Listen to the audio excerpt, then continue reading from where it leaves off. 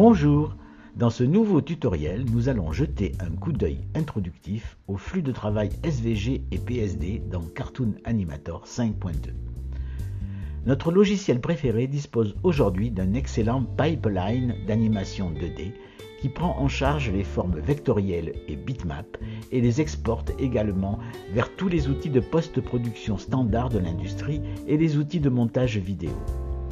Dans ce tuto, je vais vous faire un résumé des deux pipelines de flux de travail que nous utiliserons avec Illustrator et Photoshop.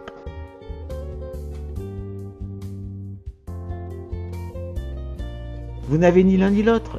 Et si je vous disais que pour moins de 10 €, vous pouvez vous les procurer de manière tout à fait légale? Il suffit de les commander sur Cdiscount, ce que j'ai fait, installation facile et tout fonctionne à merveille. Le lien est dans les commentaires. Mais vous pouvez vous sentir libre d'utiliser d'autres outils avec le même support pour commencer à créer du contenu avec les éditeurs que nous devons d'abord associer à Cartoon Animator 5.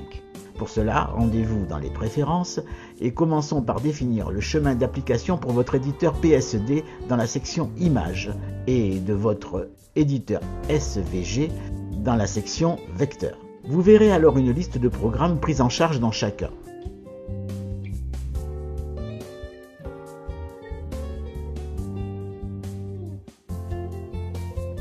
Vous devrez vous assurer que votre outil cible est déjà ouvert afin de garantir le flux de travail le plus fluide possible. Les icônes des éditeurs SVG et PSD peuvent être trouvées sur la barre d'outils et leur visibilité est activée dans le menu de la fenêtre. Si je clique sur l'icône Illustrator dans la barre d'outils, Cartoon Animator 5 lancera un nouveau projet dans Illustrator et les deux programmes seront alors synchronisés. Je vais commencer par créer ici une forme carrée super simple et l'enregistrer. Lors de l'enregistrement dans Illustrator, une fenêtre apparaîtra dans Cartoon Animator 5 nous demandant si on souhaite le définir comme une scène, un accessoire ou bien alors un acteur osseux. Je le définis rapidement comme un accessoire, puis je passe à la création d'un autre objet super simple en utilisant cette fois Photoshop et en créant un simple cercle que je sauvegarderai comme accessoire.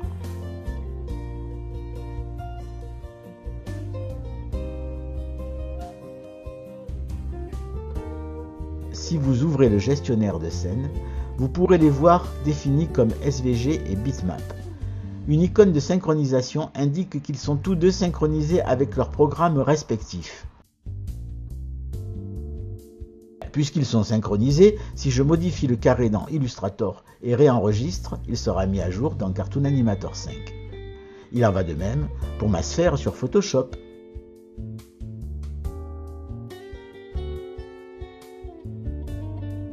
En suivant le même flux de travail, vous pouvez également créer un personnage standard, G3, avec ce même pipeline en utilisant le bouton « Créer un personnage » dans la barre latérale, ce qui lancera le modèle de personnage G3 qui comprend la plateforme complète du personnage et les calques d'images.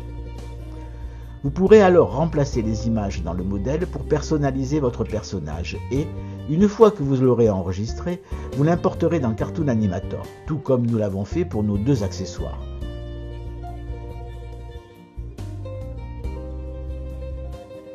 Je pourrais également le voir dans le gestionnaire de scène avec le même état de synchronisation. Le même flux de travail fonctionne pour PSD uniquement avec un mannequin et une structure légèrement différente.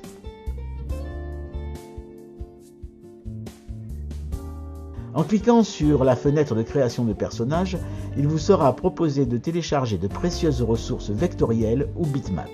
Ces livres blancs contiennent toutes les informations dont vous aurez besoin pour personnaliser le mannequin de personnage. Il existe également des fichiers de ressources pour d'autres mannequins de personnages que vous pouvez utiliser dans votre outil préféré.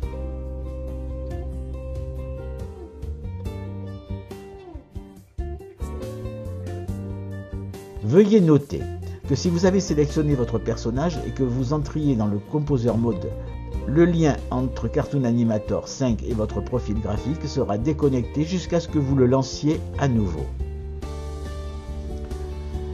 Vous pouvez voir que l'icône de synchronisation n'est plus là. Cela dit, voyons comment nous pouvons lancer le contenu actuel à partir de Cartoon Animator 5. J'ai un caractère SVG vectoriel à gauche et un caractère bitmap à droite.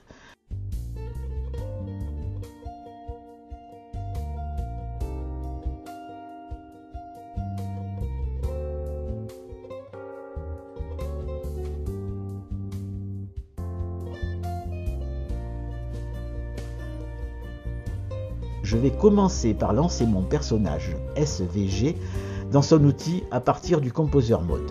Vous pouvez voir tous les calques et groupes organisés comme ils doivent l'être. Si vous souhaitez modifier plusieurs parties de votre personnage, c'est le flux de travail recommandé. Cependant, si vous souhaitez modifier les aspects d'un seul sprite, vous pouvez également lancer ce calque spécifique dans votre outil d'édition en utilisant le bouton dédié dans le Sprite Editor.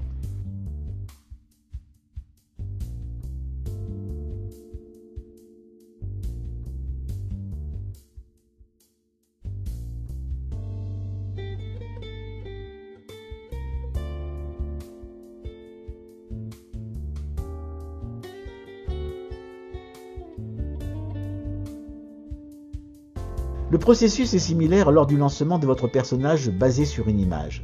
Mais dans ce cas, vous avez aussi la possibilité de lancer la tête et le corps séparément dans votre programme d'édition d'images au format bitmap. Vous pouvez également transférer des parties individuelles via PNG. Enfin, vous pouvez également modifier votre personnage pour qu'il contienne à la fois des parties vectorielles et des parties basées sur des images. Pour le démontrer, je vais lancer mon personnage basé sur des images et appliquer quelques pompons vectoriels sur ses mains.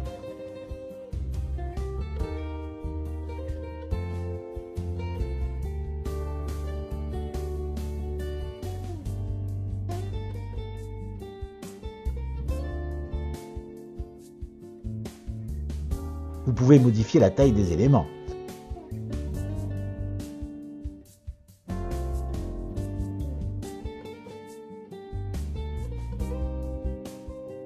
Cette fois, vous verrez à la fois SVG et bitmap répertoriés, car il s'agit maintenant d'une sorte de caractère hybride.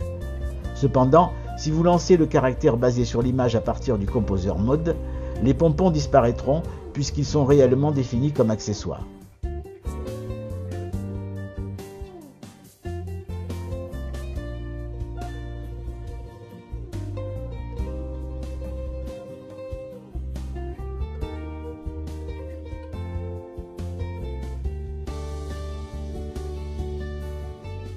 Si vous le souhaitez, vous pouvez les lancer séparément dans un éditeur SVG, toujours en Composer Mode. Voilà un bref aperçu de ce qu'on appelle le pipeline, mais qu'on pourrait tout aussi bien appeler passerelle, car vous naviguez de Cartoon Animator 5 jusqu'au logiciel dédié par cette voie. Merci de votre attention et n'oubliez surtout pas de vous abonner à ma chaîne YouTube. À bientôt!